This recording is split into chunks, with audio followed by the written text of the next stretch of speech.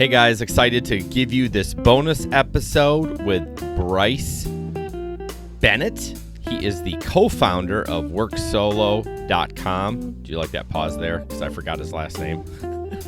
Bryce Bennett from WorkSolo.com. What a great episode you're about to listen to.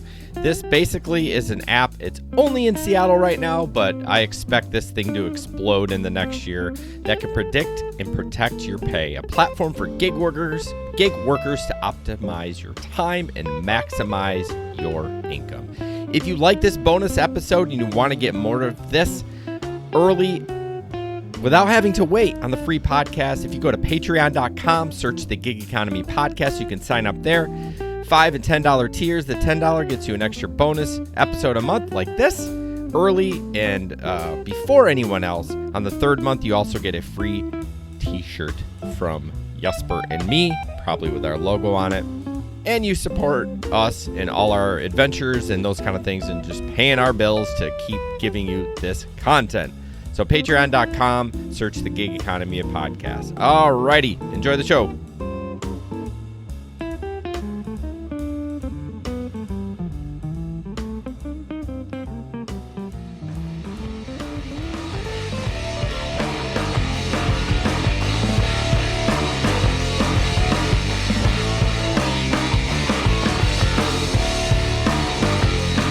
Thanks for reaching out and setting all this up. Really appreciate the opportunity to come chat with you. Yeah, I'm really excited to talk to you. Steve from the Rideshare Rodeo, I think, interviewed you, and he's like, he told me about your product, and I started looking into it. I'm like, oh, this is epic. Too bad. Too bad it's only in Seattle, but that's okay. It is what it is. You gotta baby step it somehow. Yep. For now, we making sure we get everything right. And we're doing that in one city and where we can be in person with people too, right? And get that feedback and talk with workers in the space. And so we're definitely looking at expansion quickly here into some second, third, fourth cities. Not too distant future, but yes, still in Seattle at the moment. All right. Why don't you give me the elevator pitch if somebody asked what you're doing, so we can kind of tell people what's up, and then we'll kind of dive into what exactly it is. Yeah, so Solo is a software platform that leverages data and insights to provide solopreneurs or businesses of one the tools they need to predict and guarantee their earnings. So when we're talking about solopreneurs, typically right now we're talking about rideshare drivers, food, grocery, and parcel delivery drivers. And what our product does is it takes community aggregated information, specifically pay data, and provides a forward-looking prediction hour by hour, day by day for these different gig platforms like Uber, Instacart, or Doordash for each day of the week.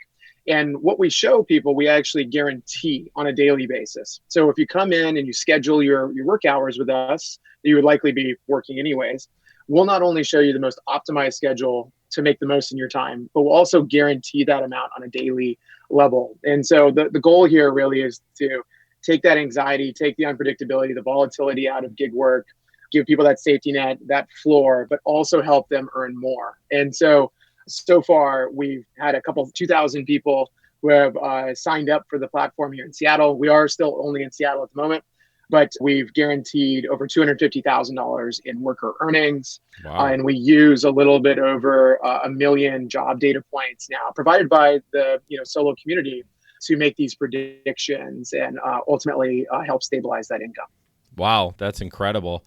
So I guess my first question is, and we actually talked about your product, I don't know, a couple episodes ago because oh, cool. Yeah. So one thing we brought up is, which I like the guarantee, right? That's amazing. But shouldn't a gig worker already be pretty familiar of which app and which time they make the most money? Yeah, I think it's a great question. And, what's been interesting is, these early folks that have joined the platform, we see on average that workers have access to about 2.1 jobs per worker. So, an Uber and a Doordash or a Grubhub and an Instacart. And it's our viewpoint that, with better information, better data around the highest paying hours, you can actually add more jobs to your portfolio, right? Okay. So you may know one or two of these platforms really, really well, But it gets really hard to do that with like 3, 4, 5 platforms, you can imagine, because they're all variable rate jobs, right? They have different peak periods at different days of the week. And there's seasonal trends layered on top of that. There's events, there's weather. And so it becomes a really complex equation. And what was interesting is we actually did a blog post about this a couple of months ago, where we said, hey, who earns the most? People on 1 platform, 2 platforms, 3 platforms, or 4 or more. And what's interesting is the people with 3 platforms specifically that they had access to for work made the most. And the early thought here is that once you get to 4 or more, it almost becomes too noisy to manage. Yeah. And so we definitely, don't, people know their work the best, right? And if they're on 1 or 2 platforms, you can kind of like, find your spots and optimize your time a little bit easier. But if you look across the entire spectrum of gig work that's available, there's some really great earnings hours on these different platforms. You just kind of have to be able to have that transparency of information around, what they're paying and the different trends that you can see across ride sharing, food, grocery, and parcel delivery. So you brought up parcel delivery. I was going to ask because I do Amazon Flex too. Yeah. So it's interesting about the apps too. I run about 3 different food apps when I work. Just the basics: Uber Eats, Grubhub, and Doordash. And it does get a little hairy-carry at times. And sometimes I'm just like, all right, I'm shutting this one off. Like, it's just garbage today. And then I end up focusing on 2. And in our market, I'm in Grand Rapids, I would say Doordash is the main, then Uber Eats, and then Grubhub. Where it used to be, Grubhub used to be the cream of the crop. But for whatever reason, Doordash, the volume of Doordash is there. I would say the orders a lot of them are still crappy, but at least the volume is there. So how often or how soon or how much data do you need for a person to come on your platform? Do they need to be like, do you need 2 weeks worth to figure it out, or can they just click it right away and you can just look at past data and from their accounts and do that? Yeah, happy to explain that process. So how it works when someone comes on, signs up, creates an account at worksolo.com is first step is pretty simple. Create an account, email, password, pretty normal stuff. The second part is where we actually link your past work history to Solo. And what that allows us to do is start to give you those personalized insights around, okay, you're making $18 an hour. Let's look at your schedule. We think, you're on this platform. Here's what we see in the market. We expect you to make $21 an hour this week. Let's help you guarantee it. But we are able to provide those forward-looking predictions by taking kind of the aggregate group or all the workers in a given city's information and roll it up. So you actually have real data driving these predictions, right? It's not just us kind of like putting our fingers in the air and saying like, hey, we think DoorDash is roughly $21 an hour. It's a community-led, set of insights that we're, showing you on a forward-looking basis. And so, we're working to get workers more and more information on that forward-looking basis around kind of low-end, high-end, average guarantee so that you can make the best decision. But that's kind of the basic process where you come in, sign up, link your accounts, and then we're able to start giving you the predictions on a personalized schedule and those guarantees associated with those predictions. Okay, so I misunderstood. So you're actually taking data from other people too to create that algorithm for me, let's say. It's not just my data. That's right. So we'll show you your personal insights, of course. We'll show you, what you make relative to others. We'll only show you the schedule for the week for the platforms you're on. Jason, you mentioned like the food delivery sector. We would show you those 3, your optimized schedule across those 3. Mm-hmm. But then for anything outside of kind of like, your personal work portfolio, that's where we tap into the full city or community's insights to show you, hey, maybe you should consider Amazon Flex, right? Or Uber or Lyft, because those are the highest paying jobs in the last 2-3 weeks. And so we can get you a little bit of those insights across the entire job marketplace rather than, just specifically what you're on. So it's a combination of both customized, predictions and guarantees, but then you also get access to the whole market of information out there in your city. Man, I just think of all the data you must have just with the amount of people that you have, just the little amount of people that you have currently. So what does the platform say about it? I mean, obviously you're not doing anything, wrong, but you're just basically taking people's data that they volunteered to give. A lot of people are worried about the credentials. I'm sure you guys do the sure. same thing, like all of them do. You use a company, third party that protects them and stuff. But what do the platforms ever like? I'm just curious if you ever heard from them about what you're doing. Yeah, no, I think a couple of things there. Security that you mentioned, really, really important. That's the first thing we talk about at the start of every week of, ensuring that that's our number one priority on the technical side. And we do use a company that is actually been featured, I think, on the Rideshare Guy and a few other platforms, a company by the name of Argyle, very similar to like Plaid and, then how you link your bank account. So something we thought and talk a lot about continuously because it's extremely important to keep that information secure. We don't even come into possession of your credentials or anything like that. It's all handled through a third-party data transfer agent. And so a very secure process. In terms of what the companies, think, we've actually been, we've actively spoken to these companies. My background, actually, I was at Uber for 4.5 years from 2012 to 2017. And, I saw firsthand just how hard it was for companies like that to reach drivers. Obviously Uber developed a large trust issue over the course of the past, 5-6 years. Yeah. And I know that's permeated the other companies as well. And so, from how we view it is this is your information. It's your job information and history. You're not an employee of those companies. That's been very clearly defined by the companies, right? They're, it's not an employee-employer relationship. And so it's your information. It's your business's information. You pay business taxes as an individual. And so we're just, ultimately helping you organize that across multiple platforms in a way that's apples to apples across different kinds of jobs.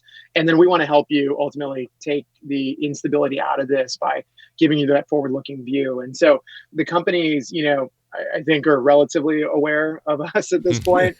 And, I think it's something where we're not disintermediating their request process or anything like that. If anything, someday we want to make this more of a platform where they compete for workers' time in a more transparent kind of market way. And so that way, in theory they get access to a bigger group of people, but they have to compete for the workers' time in a little bit more transparent way than today, which today, like you said, kind of you're on 3 platforms. And so those 3 platforms are competing for your time, Jason. But there should be like 10, 15 platforms competing for your time, realistically, if you're okay kind of doing some different job opportunities. And so we hope that's where it goes long term here. And we think it's a net benefit for both sides.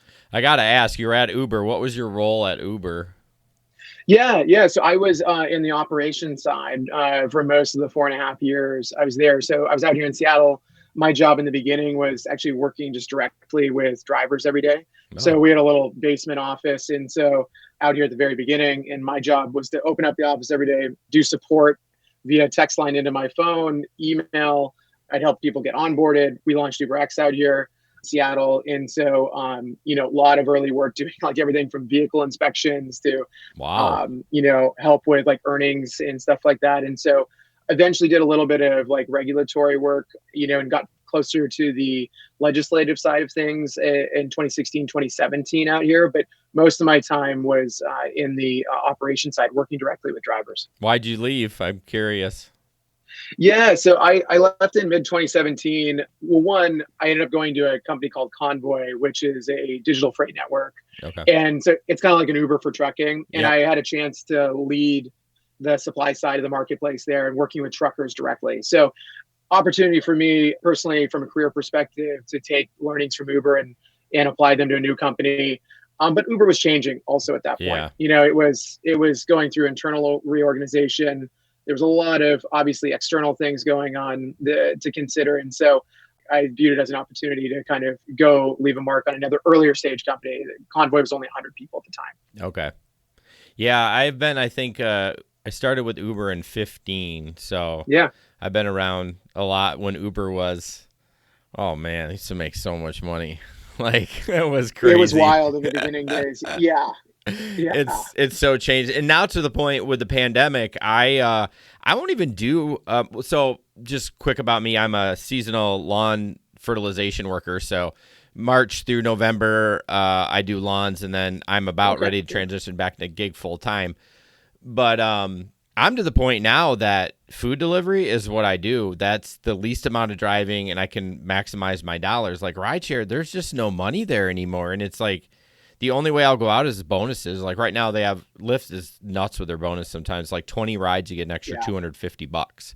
I'm like, 20 rides, I can do that, and wham bam. But the problem is without that, like my buddy went out and did that. He did 12 rides last night, 0 tips on 12 rides. And I'm like, he drove all over the place. I'm like, yeah, you made $100, but I could have done that in my little city, like I live in a suburb of Grand Rapids, and drove a quarter of the miles and made more money. And it's just interesting how the rideshare game has just changed quite a bit as far as finances. No, I completely agree. And it's been a really tough year. And I think what you're hitting on too, Jason, right, is like every city and every market is very different. Yep. Right. You know, you mentioned Doordash is kind of the major player in food out there. You know, here it's actually similar. Doordash and then Uber Eats and Grubhub's kind of trailing out here in terms of market share. But that kind of, you know, information dictates driver earnings on the other side and demand for supply. And so ride sharing has been really interesting because it's actually been, you know, really lucrative option in Seattle in the last 3-4 months since we've kind of started it. We came out of the pandemic probably a little bit later out here in terms of restrictions and like masking and everything. And so you had a little bit later delayed release back into like, you know, going out and restaurants and concerts and everything. And when that happened, you know, demand outpaced supply and earnings were as high as like $35-$40 an hour out here in Seattle. Wow. For Uber and Lyft drivers. It's since come back down though, and has started to, you know, even out a bit more, to your point, as I think every market's slightly different, especially with the pandemic right now. Yeah, you're exactly right. We had the same thing when things started opening up, but they're still charging riders like an insane amount of money. I mean, I don't use it. I've used it before. I'm sure I'll use it actually going to Detroit this weekend for a wedding. So I'm sure I'll use it then when I'm done with the wedding. But the prices are insane and the drivers aren't getting any more. So I don't know what these companies, they got to get their heads together. I mean, I just don't understand it. But what's cool about your platform, if you can, you know, once you expand a little bit, is just, you know, you're going to be able to tell where to make the most money. But on the downside of that, if everyone signs up for that, then everyone's going to be doing the same apps, and that will kind of flood those apps, right? Let's say when Postmates is not around anymore, but, you know, all of a sudden you got to do Postmates because DoorDash is flooded with people. I don't know. I'd just be curious what your thought is on that. Yeah, I think it's a you know, something as we get bigger to definitely think about. Mm-hmm. It's almost like routing, you know, if you're on Google Maps, like, you know, routing around traffic. If you route everyone in the same spot, right, you're going to end up with a traffic jam in the new spot. And so, you know, we're not there today in terms of our size and scale to have that kind of impact. But in the future, if we get there, you know, it's something where we've talked a lot about how we can kind of maybe split that up a little bit and anticipate, you know, the number of hours that maybe a couple hundred people over here are going to spend with, like you said, DoorDash. And, you know, when that starts to look like it's going to be overcrowded or oversupplied, you can divert the second group of people over to another job that, you know, would actually, in fact, at that point, be a better option than DoorDash, right? I see. Where like Uber Eats. So you can kind of help give people more personalized, customized, you know, scheduling options, so you don't overload any one platform, and you can kind of help distribute a little bit more in that hours of time in that kind of situation. And so, you know, like I said, we're not there yet, but that's how we've thought about it, is that if we do get there, you know, it's something where you can hopefully kind of help load balance a little bit and keep people in the right job and ultimately making the most so that you don't end up with like an overloading. That makes perfect sense. You can actually predict like, oh, this is getting a little, you know, drivers are going to start making less. Hey, if you go over here, you're going to make as much or more because over there is pretty busy right now. Huh. Wow. That is some fast calculations going on. Well, and, you know, it's something that like this goes back to putting the, you know, more of the control in the worker and the driver's hands, because our viewpoint is that there's just not enough good information, not a good number of tools out there for people today. And so if we can, when you come in and you're scheduling with us and you're deciding when and where to work, we can use that information to kind of like really help get you in the right spot in real time as this, builds up. And so there's a lot of other things we're talking about too, of like how we can help you get to the right, not just time and job, but the right geography. So we're looking at some pretty cool stuff there in the next 3 to 6 months. And so, yeah, we really hopefully view this as like a full suite of tools for workers to, really take control and, not tell you where and what job to work, but, give you all the information to make the best decision for yourself. And our belief is, when you do that, people do make the right decisions to maximize their time, and they'll be able to kind of stabilize ultimately their financial situation with this. Out of the 250,000, how much money have you had to pay out because didn't quite hit the mark? I'd be curious. Yeah. If you want to tell me, you don't have to. No, I think it's a great question. So yeah, and just to explain how that works, if I didn't make it clear before, let's say you come into our platform and you've linked up your 2 accounts, and you've gone and you say, okay, I'm going to follow Solo's schedule for today, and I'm going to try to make $100. I'm going to book these 4 hours, 2 on DoorDash, 2 on Grubhub, and Solo says you're going to make $100. If you go out and work those 2 hours of DoorDash, 2 hours with Grubhub, and you come up at $95, we will make up that $5 difference at the end of the week and pay you out. And so far, what we've seen is, our error rate, or what we call an error rate, or when we miss, is a little bit less than 1% of the time. And so, I want to, make it clear that, like, we want to continue to make this as accurate as possible. You should be able to trust this, but it's also something where, we're not just setting earnings guarantees really low. For example, we have a couple hours this week in Seattle where we're guaranteeing over $40 an hour with Uber and Lyft, for example, on Friday and Saturday nights. Wow. And so it's a dynamic income floor, right, by hour.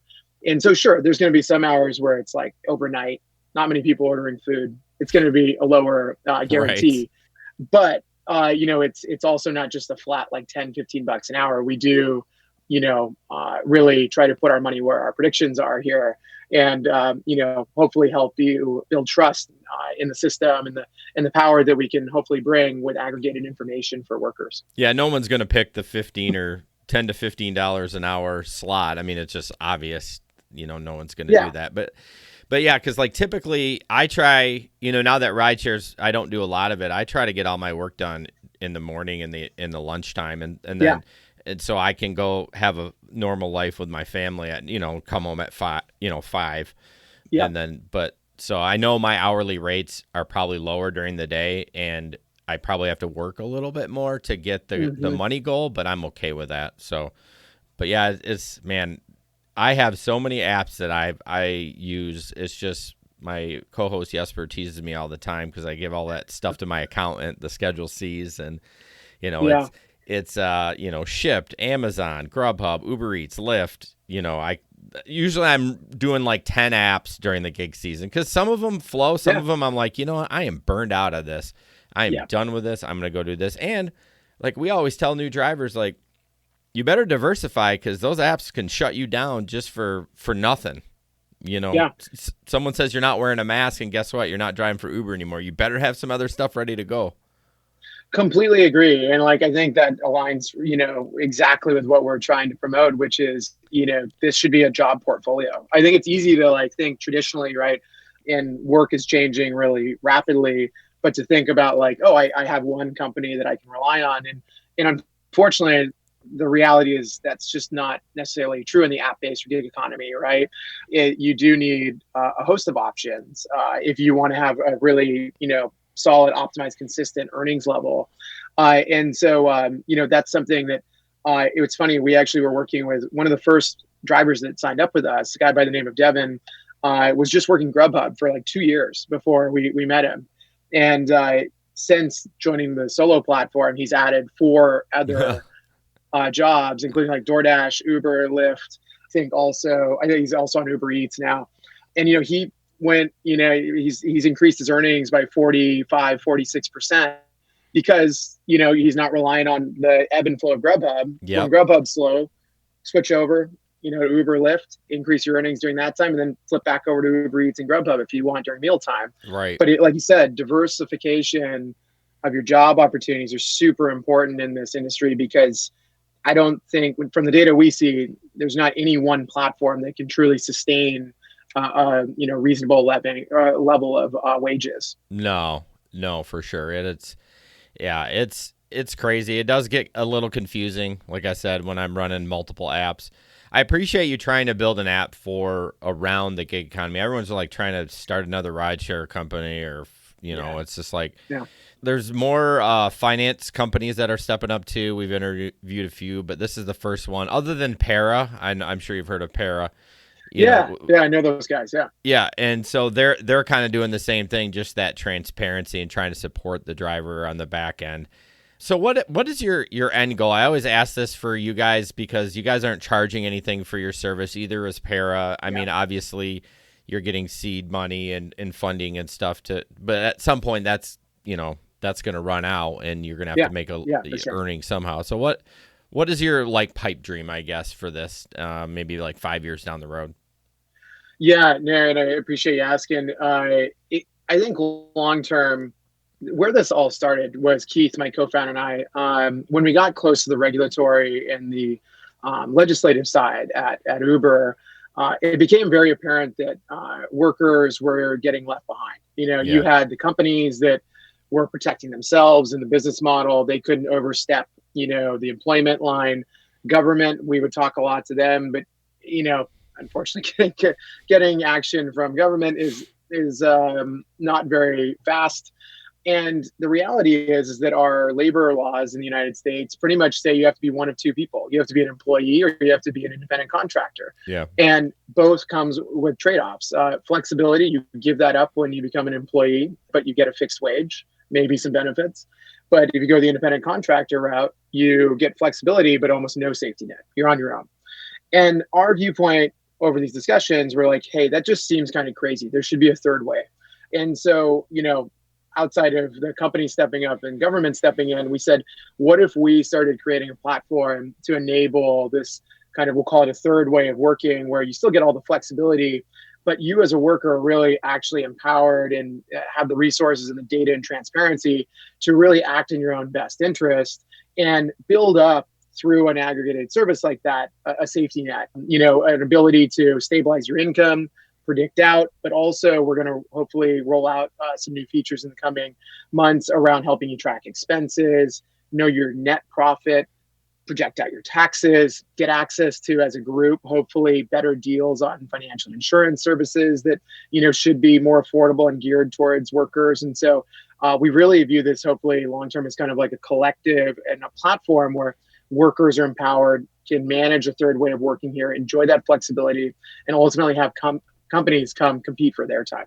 Yeah, I mean that's perfect. I mean that's what gig workers need. They need those tools, because I see a lot. I follow a lot of groups on Facebook and Twitter and Reddit, a lot in Reddit, and people are clueless on stuff. It's amazing how much help these new drivers need, and of course the companies, you're independent contractors, so there's no training. You know what I mean? So I appreciate you guys doing this, and I hope things work out for you. Tell people exactly if they want to get a hold of you. I know just in Seattle right now, but what's the website and maybe if they want to reach out to you? Yeah, we're at worksolo.com. If you're not in Seattle metro area, we do have a wait list. We'd love to know where to go next.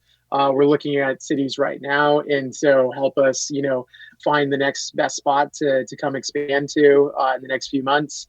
If you'd like to reach out to me, you can reach me at Bryce at worksolo.com. We love to hear feedback, questions, thoughts, engage in the conversation, because everything we've done so far in the last 6-7 months here has been more or less worker-led. And so we want to know what would be the most helpful to build for you. And so just really appreciate you taking the time to chat with us, Jason, and looking forward to getting out there to Grand Rapids as soon as we can here. Yeah, right. That's what everyone says. I mean, we're the second biggest city in Michigan. I mean, Detroit, then Grand Rapids. So, I mean, yeah.